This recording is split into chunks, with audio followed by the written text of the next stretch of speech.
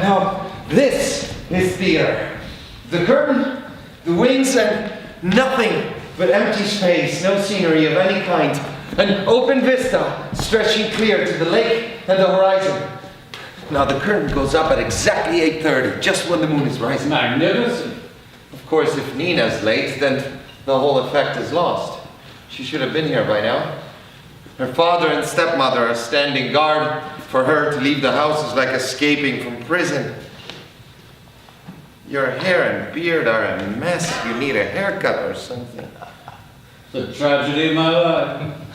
Even when I was young, I always looked as though I'd been out drinking. So, women never seem to fall in love with me. So, tell me, why is my sister in such a bad mood?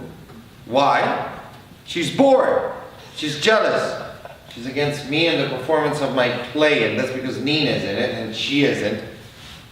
She doesn't know a thing about my play, already hates it. Oh, come now, really. Already? She's in a state because upon this pathetic little stage it will be Nina's hour and not hers. Psychological wonder, that is my mother.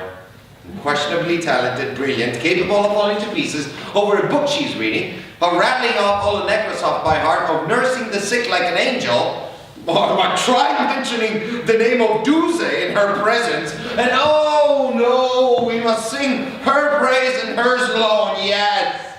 Sing it, write it, shout it, wild ecstatic praise over her performance in, oh, La Dame aux Camelias.